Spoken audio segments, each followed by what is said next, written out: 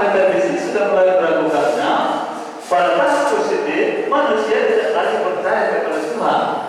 Kenapa? Karena alat ukur pada tahap positif itu adalah sains positif yang bisa dibuktikan dengan observasi dan eksperimentasi. Maka terjebaklah Agustinus daripada ateisme. Begitu juga Charles Darwin dengan teorinya evolusi. Dengan adanya wahdatul ulum diharapkan itu tidak terjadi. Dikotomi horizontal, disharmoni antara ilmu dengan ilmu lain. Ketika saya dulu kuliah di S1, masing-masing fakultas itu mengklaim paling Islami. Datang orang fakultas syariat Islam. Datang orang Rasulullah Islami. Sekarang bicara mengenai dasar agama. Awal ini ma'rifatullah mereka. Datang terbiak kami orang Islam. Ketemu katanya datang, tidak ada cerita itu semua. Katanya. Datang fakultas dakwah kami orang Islam tentang yang menyampaikan. Begitulah terjadi di dikotomi horizontal. Dengan wahdatul ulum diharapkan sepadan disediasi. Kemudian di dikotomi aktualitas, disharmoni ilmu dengan perbedaan umat.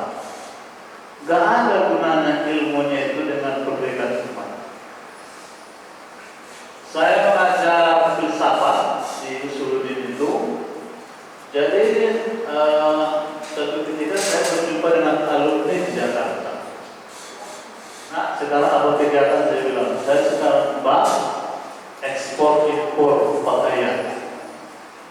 Lalu saya tanya, yang menarik, apa hubungan mata kuliah Anda dulu dengan bidang pekerjaan Anda sekarang?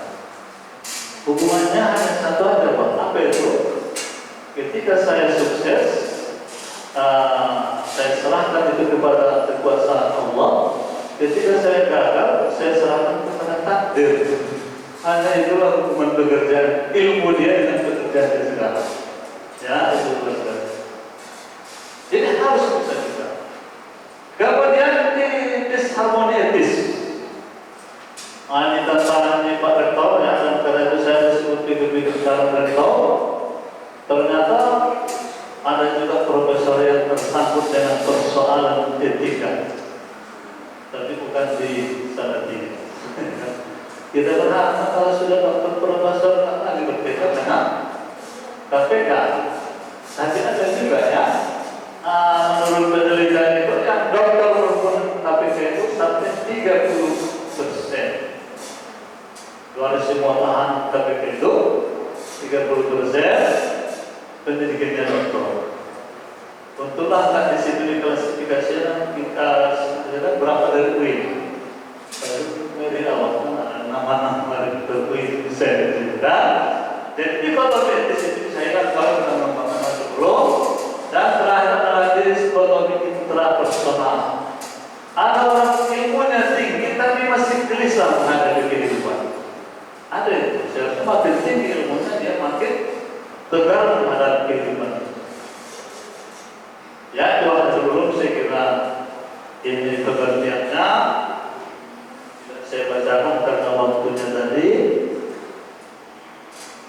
Wah, ini lagi hakikatnya landasannya Quran, hadis. Sekarang bagaimana mengempirisasi wahdatul ulum itu? Dalam bidang antologi tadi saya sampaikan epistemologi dan aksiologi. Intinya dalam bidang aksiologi itu ilmu itu bukan untuk ilmu, jadi tidak bebas nilai science for science, tetapi itu ilmu untuk mengenal Allah. Ya. Kemudian dengan kira-kira tabel dikotomi dan integrasi itu dalam konsep Barat ilmu secara ontologis hanya yang fisik, visible. Dalam Islam ditambahkan fisik yaitu metafisis. Kemudian secara epistemologis kalau Barat sumber ilmu hanya rasio dan empirik, kita ditambah wahyu, intuisi dan mimpi. Secara aksiologis ilmu untuk ilmu science for science, sehingga ilmu bebas nilai dalam Islam ilmu itu tidak bebas nilai. Pendalamannya yang kita lakukan pertama silabusnya harus kita susun. Kemudian metode pembelajarannya interdisipliner, multidisipliner, dan transdisipliner. Aplikasinya, ini saya ambil dari teorinya Pak Amin Abdullah. Ada sebuah metode informatif, konfirmatif, korektif, simularisasi, paralelisasi, komplementasi, komparasi, justifikasi, dan verifikasi. Dimana penjelasannya nanti dibaca ya, maksud dalam bidang penelitian ya, dari saya menulis tesis atau disertasi. Kalau anda menulis tesis atau disertasi yang buahnya curriculum atau yang transdisiplinary, pertama kita awal dengan rangka pikir bahwa yang kita gunakan adalah rangka berpikir sistem thinking tentang dunia luar diri sendiri yang menggunakan konsep sistem. Jadi kita menyadari bahwa dunia ini sebenarnya ada sistemik. Kalau terjadi begini bukan karena itu saja, tapi ada faktor di luar itu, ada nilai di situ. Pendekatannya adalah pendekatan sistem, berprinsip bahwa alam raya ini merupakan realitas yang memiliki realitas yang disebut dengan level of reality.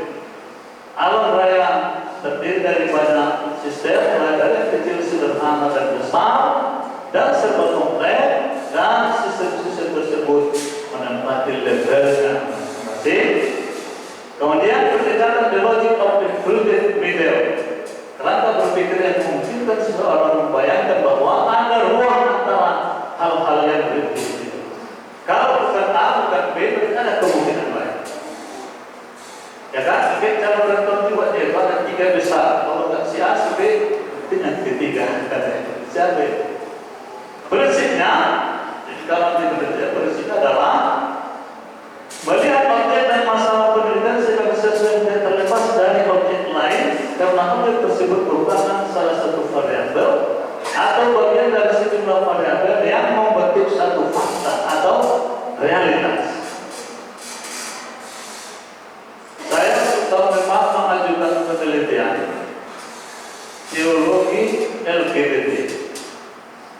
Sekali penelitian itu saya atau pengamatan saya di beberapa kota. LGBT itu ada juga pengajiannya. Saya pernah dapat ceramah. Siapa pesertanya? Inilah Ustaz.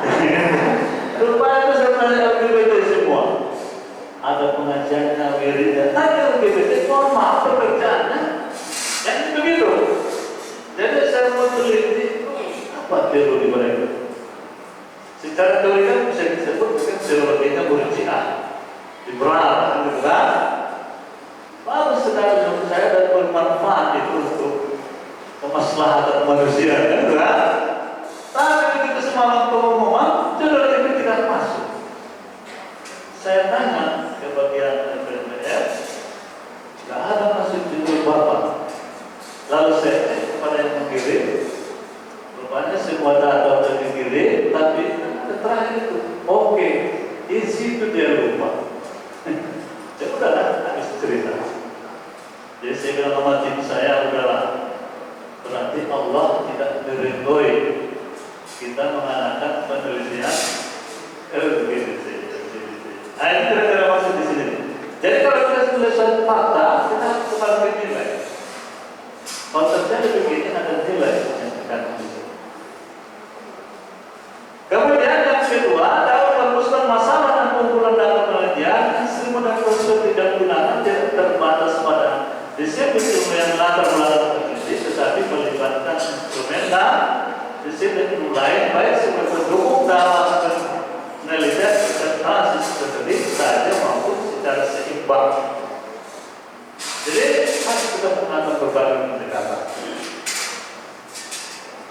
Bagaimana misalnya mengkaitkan konsep berkah dengan sains? Itu ada penelitian di Jepang ya mengenai air itu. Dia meneliti air itu dibaca zikir, bagaimana kaitannya dengan lupa saya penelitian itu, tapi kualitas air itu bagaimana? Kesimpulan dia, kita sudah banyak membaca, semakin banyak membaca zikir terhadap air itu, maka kualitas air itu lebih higienis.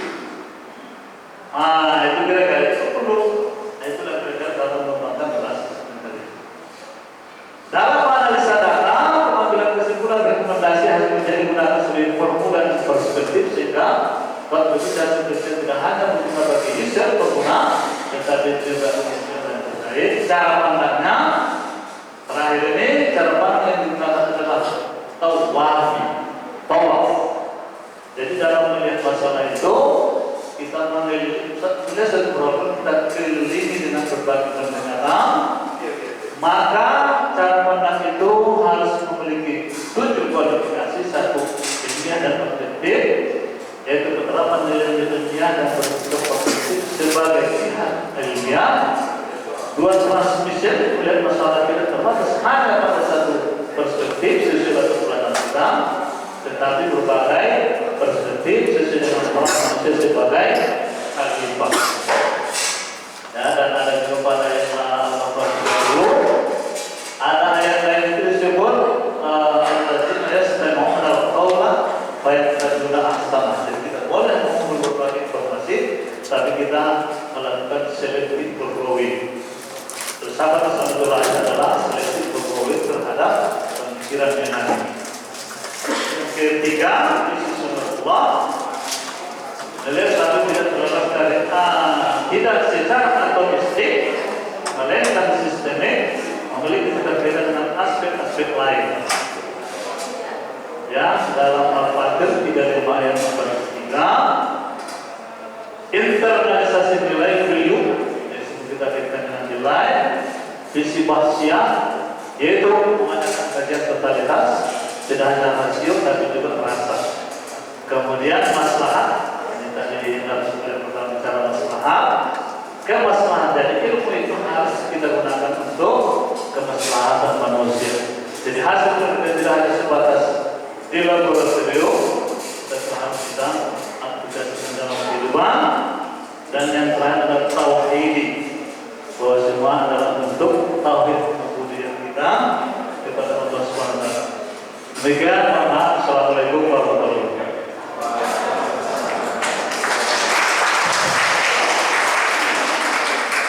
Baik, terima kasih Prof. Hasan Bakti. Menarik apa yang beliau sampaikan pada kesempatan kali ini, arah baru pendidikan Islam. Ya, tadi beberapa hal yang sudah disampaikan oleh dua narasumber yang sangat luar biasa. Prof. Rahman tadi menceritakan tentang bagaimana hukum Islam kontemporer pada saat ini. Jadi Prof. Hasan Bakti tadi juga menyampaikan bagaimana arah pendidikan tujuan kurikulum pada juga tujuan pada aspek filsafat, bagaimana diri dari ontologi, epistemologi dan psikologi.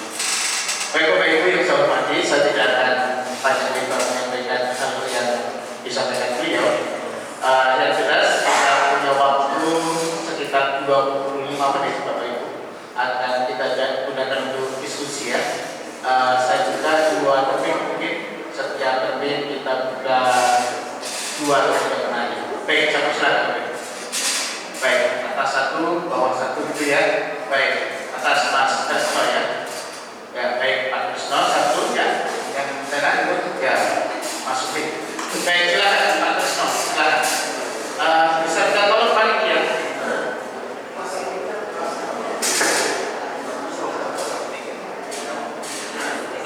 Pak Krisno.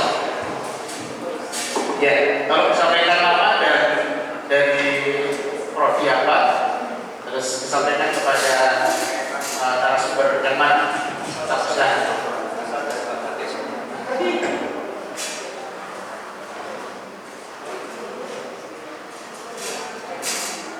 Assalamualaikum warahmatullahi wabarakatuh. Terima kasih waktunya. Yang terhormat Ketua Narasumber Protestan, Bersih Pak Dr. Pak, dan juga Prof. Abdul Rahman Jawahid ya Pak ya, Rektor IAIN Kudus. Kemudian Bapak Rektor dan Bapak Ibu dosen yang terhormat, teman-teman semuanya yang hadir yang saya hormati. Saya Sutrisno Pak, mahasiswa pasca di Alamasya. Artinya sudah lebih stabil, ya, lebih satunya sudah begitu. Gitu. Oke. Yang pertama terkait dengan materi Pak Profesor Abdurrahman tentang hukum Islam. Sebenarnya ini persoalan yang sudah lama terjadi khususnya di Indonesia. Gitu. Namun dalam era kontemporer ini, bagaimana sikap hukum Islam itu mengambil alih dan juga menyelesaikan persoalan tersebut. Gitu. Permasalahannya adalah marak sekali di era kontemporer ini tentang nikah beda agama. Bahkan di saat itu banyak sekali yang melakukan nikah beda agama ini. Nah, sampai hari ini saya belum melihat, ini tadi kasusnya, saya belum melihat hukum Islam itu menanggapi secara serius, walaupun secara teks di Al-Quran jelas bahwa itu tidak boleh.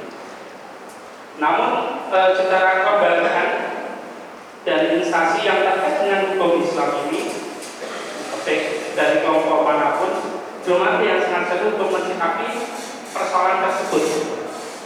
Karena persoalan yang krusial menurut saya sebagai keberlangsungan Islam itu sendiri.